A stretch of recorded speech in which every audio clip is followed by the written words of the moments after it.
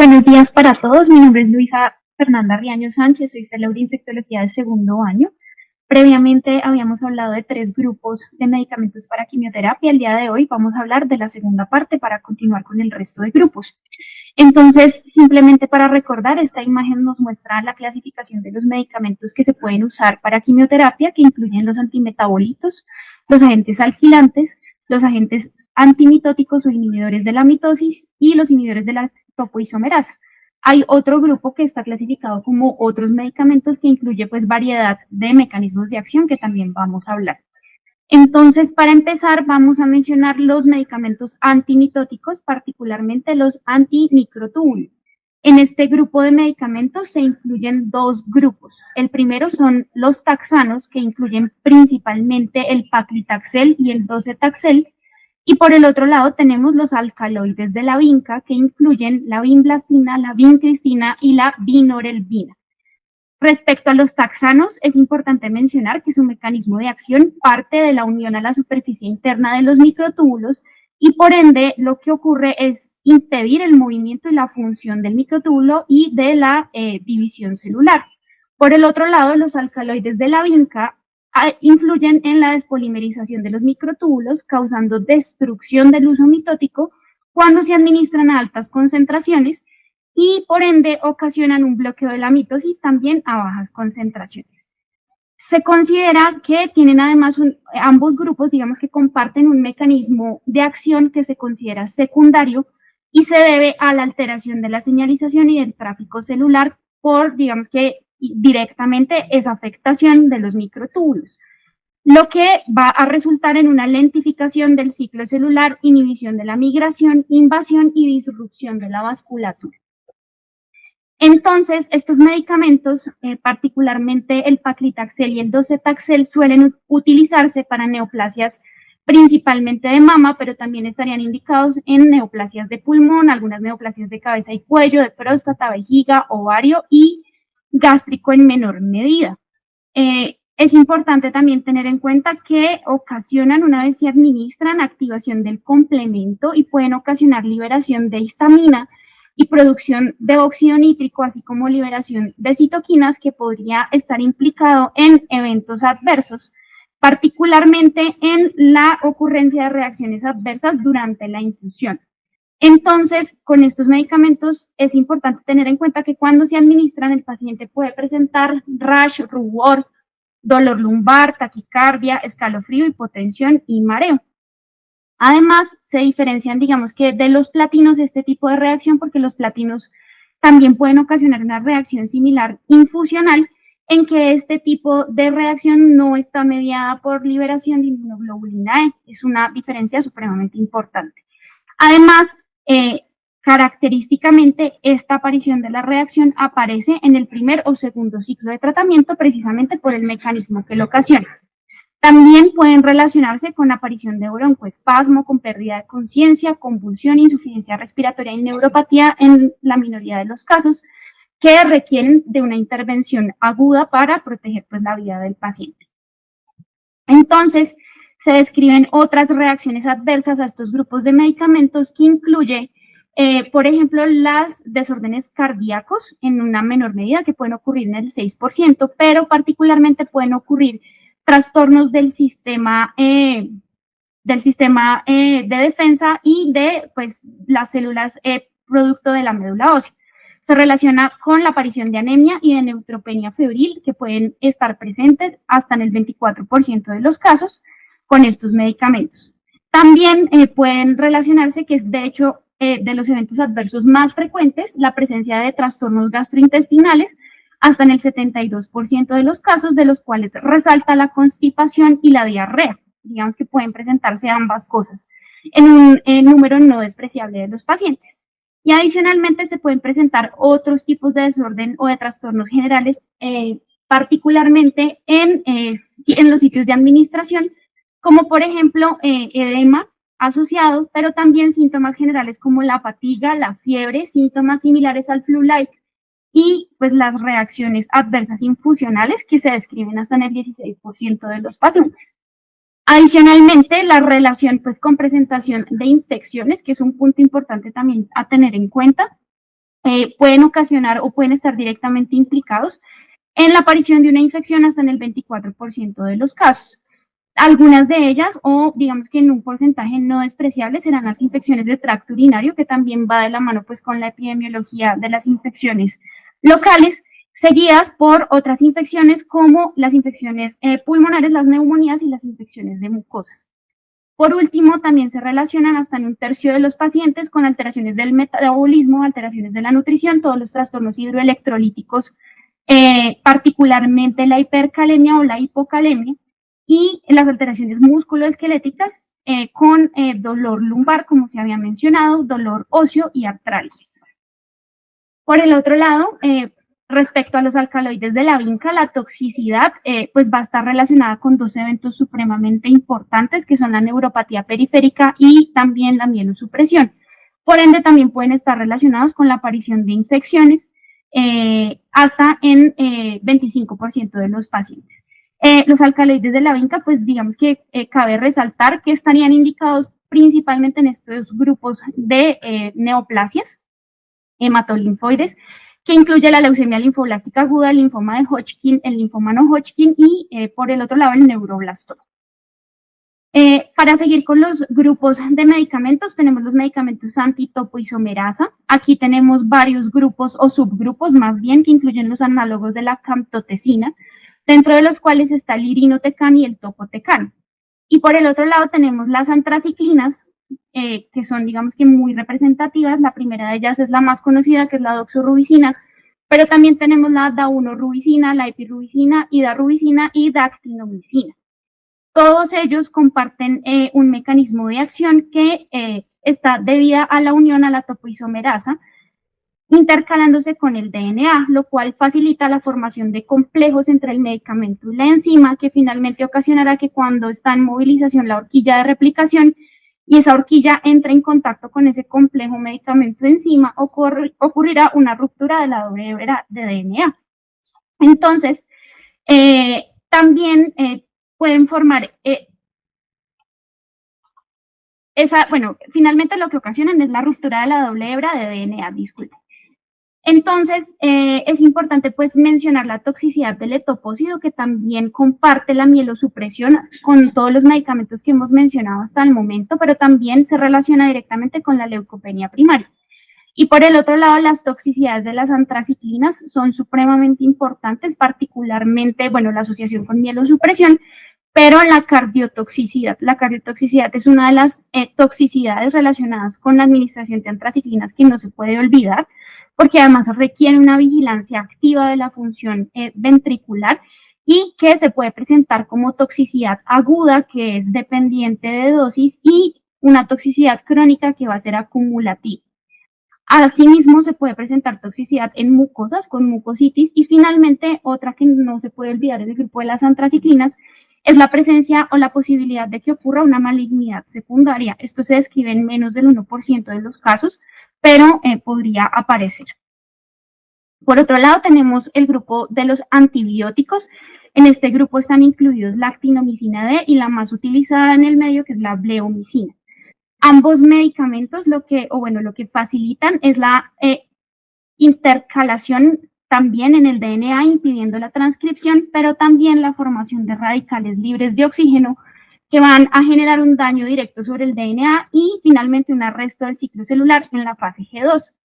Ambos, importantísimo resaltar que se relacionan con toxicidad pulmonar acumulativa. Entonces pueden ocurrir manifestaciones también asociadas a fibrosis pulmonar por su administración y también cambios de pigmentación en la piel.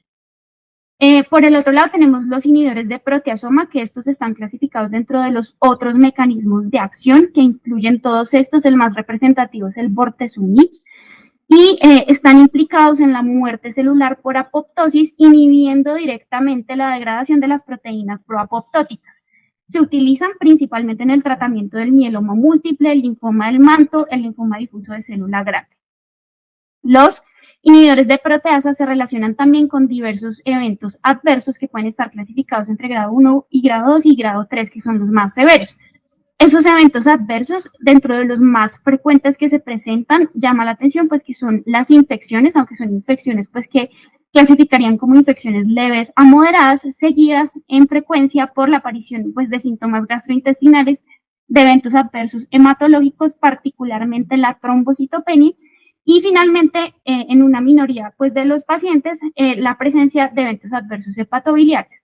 Otro de los eventos adversos también que suele ser pues, común a estos medicamentos es la presentación con neuropatía periférica, que también pues, es de relevancia no olvidar porque puede, digamos que, ocurrir durante el curso del tratamiento. Por otro lado, es importante también incluir pues, dentro del análisis de los medicamentos para quimioterapia lo que ha entrado a llamarse el tratamiento dirigido o el grupo de medicamentos que están dirigidos a bloquear una función específica en el ciclo pues, de carcinogénesis. El primero, o pues el primer punto importante es que estos medicamentos cambiaron o revolucionaron pues el tratamiento porque buscan bloquear mutaciones fundamentales que causan un cáncer específico, así como bloquear los receptores aberrantes de factores de crecimiento, inhibir la pérdida de la regulación de las vías de señalización celular e impedir defectos de la reparación del DNA, defectos en la señalización de la apoptosis y la angiogénesis tumoral. Entonces, dentro de estos grupos están los que conocemos actualmente como los inhibidores de tirosina quinasa.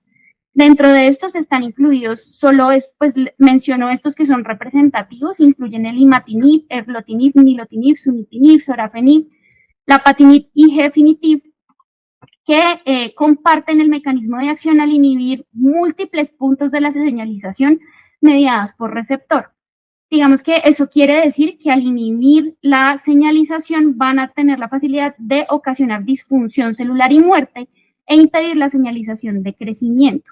Por esa razón, dependiendo del medicamento, tienen, digamos que una amplia variedad de indicaciones. Están indicados en tratamiento de pulmón de células no pequeñas, en tratamiento de cáncer de páncreas irresecable, tratamiento de tiroides, de vejiga, de los tumores de GIST, tumores de riñón, hepatocarcinoma e incluso de mama. Esta imagen nos permite entender pues, que este grupo de medicamentos se pueden clasificar en dos grandes eventos o dos grandes efectos de inhibición. El primero será relacionado con la inhibición del factor de crecimiento asociado o vascular endotelial y por el otro lado, la inhibición de los factores de crecimiento, particularmente la vía del HER2. Digamos que ahí se entiende por qué también podrían estar indicados en el tratamiento de mama. Entonces, lo que muestra esta imagen es cómo confluye la acción en la inhibición de la señalización mediada por tirosina quinasa en diferentes pues, cascadas de señalización que alterarán la expresión génica finalmente. Comparten entonces varias reacciones adversas, pero digamos que sí se pueden diferenciar dependiendo del grupo o pues del medicamento específico. Es importante tener en cuenta que todos comparten también la posibilidad de cardiotoxicidad, pero digamos que se diferencian en algunas frecuencias de presentación entre los medicamentos. Cabe resaltar del imatinib la posibilidad de que se asocie también con mielosupresión y por ende aparición de infecciones, igual el dasatinib. Del dasatinib mencionar la posibilidad de que pueda asociarse con prolongación del QT, igual que el nilotinib. Del sunitinib, importante también la asociación con hipertensión arterial y disfunción adrenal, que incluso podría entrar dentro de las consideraciones para indicar el tratamiento o tener contraindicaciones absolutas o relativas. Y por el otro lado, el sorafenib, que también se relaciona con aparición de síntomas principalmente gastrointestinales, pero también con hipertensión arterial. Por el otro lado, tenemos el otro grupo también que ha revolucionado el tratamiento del cáncer, que es la inmunomediación del cáncer o la inmunomodulación. Entonces, esta imagen nos permite, digamos que, entender a grandes rasgos el ciclo de carcinogénesis y cómo hay múltiples moléculas, múltiples células implicadas, desde un tejido que está inicialmente normal, que posteriormente se expone a factores de carcinogénesis diversos, entre estos, pues, la radiación, infecciones virales, inflamación crónica, que ocasiona señalizaciones de daño y que finalmente genera una transformación de las células y puede ocurrir diferentes eventos. Que se logre la eliminación de las células o que se alcance un equilibrio entre las células tumorales y las células normales, o finalmente que esas células alteradas, mutadas, finalmente logren un escape a todos los mecanismos pues, de defensa y que faciliten entonces la expresión pues, de una neoplasia manifiesta. De todo este mecanismo de señalización complejo se deriva entonces lo que conocemos en la actualidad como la inmunoterapia.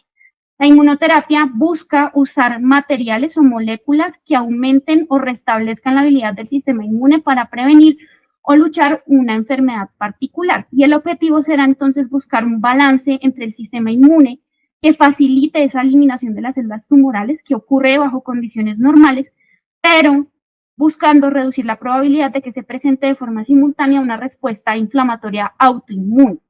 Y particularmente, digamos que se busca mejorar también la capacidad del sistema inmune adaptativo. Entonces, dentro de la inmunoterapia tenemos diversas terapias en la actualidad, que incluyen las vacunas oncolíticas, buscando precisamente la activación de una inmunidad directamente, que están en uso incluso desde 1920, y el ejemplo más representativo es el uso de la BCG para el tratamiento de cáncer de vejiga. Pero también tenemos en la actualidad anticuerpos monoclonales que se buscan busca realizar una inmunidad pasiva, y el primero de ellos fue el rituximab, que se aprobó en 1997, pero también inhibidores de puntos de chequeo, particularmente el CTLA4 y el PD1, que son moléculas recientemente descubiertas y que están implicadas directamente en frenar la actividad de las células T. Pero también tenemos, digamos que otras inmunoterapias que incluyen los virus oncolíticos, la posibilidad de administrar incluso directamente interleuquinas, y más recientemente la terapia con CAR T-cells, que son células T que poseen un receptor quimérico. Entonces, esta, digamos que es una comparación entre la inmunoterapia y la quimioterapia convencional.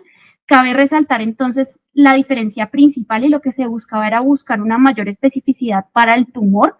Entonces, la inmunoterapia comparativamente tiene una mayor especificidad comparada con la quimioterapia convencional. Ambas, digamos que tienen potencial de ser tóxicas, eso es importante también no olvidarlo, pero digamos que los efectos sobre el sistema inmune son mucho más significativos y están presentes en la inmunoterapia por sus mecanismos de acción, y no lo están en su contraparte, pues la quimioterapia convencional. Entonces, para empezar, los anticuerpos monoclonales destruyen las células tumorales, hacen antagonismo de las funciones de los receptores de la superficie celular, pero también pueden reclutar las células inmunes al complejo antígeno-anticuerpo. Se elaboran con el fin de que puedan además, digamos, buscar el blanco específico, pero que también transporten toxinas o radionucleótidos a las células de interés. Y eso quiere decir que potencialmente aumentan ese efecto citotóxico dirigido. Tienen una semivida plasmática prolongada, y eso quiere decir que también facilitan su administración de forma intermitente. Entonces, esta es una gráfica que nos muestra básicamente cómo puede estimularse justamente esa reacción o respuesta mediada por anticuerpos. Entonces, puede ser una toxicidad o puede estimular directamente la toxicidad mediada por anticuerpos, también el bloqueo de receptores, el bloqueo de la unión del ligando con el receptor, o también facilitar la activación de los macrófagos o activar la cascada del complemento. Entonces tenemos diversas formas de actividad.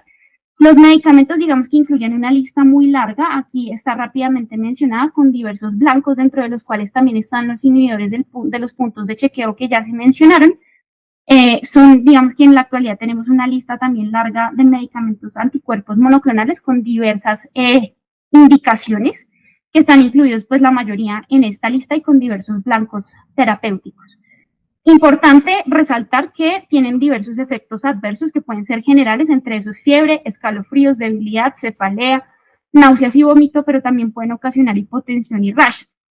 Y respecto a su relación con infección, digamos que está mucho más estudiado con el rituximab, que como se mencionó, pues es de los medicamentos más antiguos y que genera depresión en las poblaciones de linfocitos B normales, pero no solo con el rituximab, sino con todos aquellos que puedan, digamos que, depletar la cantidad o la función de los linfocitos B. En principio se estima que podrían aumentar el riesgo de infecciones, particularmente por Candida y por Listeria, pero también en general se habla de que pueden aumentar el riesgo de bacteremia y de infecciones invasivas, particularmente la meningitis. También se han relacionado con el riesgo de varicela zoster diseminado, reactivación de citomegalovirus y de herpes simplex. Entonces, respecto al rituximab, importante mencionar que tiene un comportamiento diferencial entre la población no VIH versus la población VIH. En los pacientes no VIH no se ha encontrado en los estudios pues que se relacione con un riesgo significativo de presentar complicaciones infecciosas, pero respecto a los pacientes que conviven con el VIH, sí podría aumentar el riesgo de infecciones, particularmente de infecciones oportunistas, y la hipótesis de eso es que pues inducen también linfopenia. Adicionalmente, pues cabe resaltar el alemtuzumab, que es otro de los anticuerpos monoclonales, se ha relacionado con riesgo de neumocistis girovechi, de neumonía y también de infecciones por herpes simple. Por otro lado, el trastuzumab aumenta más o menos de 4.8 a 6% las complicaciones infecciosas, pero digamos que las severas, es decir, grado 3 o grado 4, se presentan solo en el 0.9% de los casos. Y por último, el bevacizumab también aumenta el 6 al 10% el riesgo de infecciones graves en alrededor del 1% de los casos. Entonces, este es un grupo, o pues un estudio que comparó en la administración de rituximab versus obinutuzumab, que es otro pues, de los anticuerpos monoclonales que se utiliza para el tratamiento del linfoma, cómo se presentó diferencialmente la presentación de infecciones. Entonces, miren pues que llamativamente las infecciones de tejidos blandos fueron menos frecuentes en el grupo de rituximab comparado con el grupo de obinutuzumab, pero digamos que son igual, están presentes. Se presentaron también episodios de sinusitis en el 6% de los casos para rituximab, 10% para obinutuzumab, y la más frecuente, que concuerda también con lo que hemos visto pues hasta el momento en términos de frecuencia de infección, la infección del tracto urinario, en el 19.8% de los casos, seguido por neumonía y gastroenteritis. Adicionalmente, pues, la presentación de neutropenia febril sin un foco pues clínicamente evidente, que puede estar presente hasta en el 17% de los casos, y en general digamos que se puede concluir que estos medicamentos se asocian a la presentación de infecciones bacterianas en aproximadamente el 38% de los casos, que pues igual es bastante significativo. Adicionalmente, pues esto era para mencionar, digamos que las características de los linfomas que se trataron o que se tratan con medicamentos anticuerpos monoclonales, pero esto particularmente era para mencionar que el rituximab se ha asociado con una infección particular y es la reactivación de hepatitis B. Entonces, en esta tabla lo que estamos viendo es, de hecho, es un ensayo clínico aleatorizado que buscó pues determinar en aquellos pacientes que se trataban por diversos linfomas, están aquí discriminados, incluyeron la mayoría de ellos linfoma de célula B difusa, pero también incluyeron, digamos que en la minoría, linfomas foliculares, linfomas del manto y linfoma linfocítico pequeño. Entonces, debían cumplir el criterio de tener anticuerpos contra el core total positivos, pero sin tener anticuerpos antisuperficie ni antígeno de superficie de hepatitis B presentes. Eso quiere decir que, en principio, esos pacientes estaban clasificados como una infección por hepatitis B resuelta. Y digamos que como se ha relacionado con el aumento de la reactivación, lo que hicieron en este ensayo clínico fue dividirlos en dos grupos de tratamiento profiláctico con tenofovir, un grupo que recibió 6 meses de tratamiento profiláctico posterior a la finalización del tratamiento con rituximab, y otro grupo que recibió 12 meses de tratamiento profiláctico. Entonces, lo que encontraron ellos es que no hubo, digamos que, diferencias significativas en términos de reactivación de hepatitis B. Ocurrió, digamos que en el grupo de 6 meses de tratamiento en un caso y en el grupo de 12 meses 2 casos. Con, digamos que en las gráficas, en los análisis por protocolo y por intención a tratar, no se encontró pues diferencias en la duración de la terapia posterior a la finalización de la administración del rituximab. Entonces, digamos que en principio uno podría concluir que con 6 meses de terapia, que es más o menos el tiempo que se ha estimado de recuperación de la inmunidad posterior a la administración de rituximab, podría ser, digamos que seguro, suspender la profilaxis para disminuir el riesgo pues de la reactivación de hepatitis B. Por último, ya para finalizar, respecto a los inhibidores de puntos de chequeo, son, digamos que, inhibidores de moléculas que se consideran checkpoints, que permiten ajustar la respuesta inmune y regular lo que ocurre respecto a la hiperactivación, que facilita pues toda la cascada de carcinogénesis. Particularmente son dos moléculas, la CTL4 y el PD1, y la idea de estos medicamentos es que faciliten preservar la tolerancia contra lo propio, disminuyendo entonces la aparición de autoinmunidad asociada al tratamiento. Entonces, tenemos como representantes el anti-CTL4, el ipilimumab y el tremelimumab, y por el otro lado, los anti-PD1, que son el pembrolizumab, el nivolumab y el semiplimab. Se ha, digamos que recientemente también descrito la inhibición del ligando, que se considera inhibición de PDL1 del ligando, que son el atezolizumab, el avelumab y el darvolumab. Entonces, aquí, pues digamos que nos simplifica la inhibición del punto de chequeo, entonces directamente con la célula T y cómo esa interacción del CTL4 con su ligando, digamos que facilitará entonces la muerte de la célula T. Entonces, al inhibir el CTL4, pues lo que haríamos es mantener la actividad y pues inhibir la muerte celular. Y por el otro lado tenemos el PD1 con su respectivo ligando, que también está implicado directamente en la activación de la célula T y la expansión clonal. Entonces, este grupo de medicamentos tienen diversos efectos adversos, entre sus reacciones dermatológicas, que incluyen rash maculopapular, pero también la posibilidad de hipersensibilidad significativa, también de dermatomiositis, síndrome de Sweet, y digamos que las toxicodermias graves, que pueden ser el pioderma gangrenoso, el DRES, y también aparición de vitiligo. Se relacionan con colitis y con algunos síntomas, pues digamos, gastrointestinales, con la aparición de hepatitis, pero digamos que se considera una elevación incidental que generalmente no repercute en la continuidad del tratamiento, pero en una minoría de los pacientes pueden relacionarse con hepatitis fulminante y por último reacciones adversas endocrinas que incluye tanto hiper como hipotiroidismo y por ende mixedema o tormenta tiroidea. Entonces, esta es una gráfica que nos muestra el comportamiento de esos efectos adversos de los inhibidores de puntos de chequeo a lo largo del tiempo y digamos que el grado de toxicidad, así como su duración en el tiempo. Entonces estamos viendo en el color amarillo la presentación de colitis en los diferentes recuadros en el A, en el B y el C. Estamos viendo los tres grupos, en el A los anti-CTL4, en el B los anti-PD1 y en el C los anti-PD1 ligando.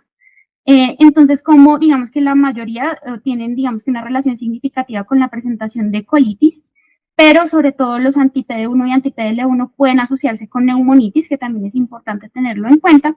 Y por último, digamos que sobre las 10 semanas de tratamiento, los anti-PD1 y anti-PDL1 pueden asociarse con aparición de nefritis.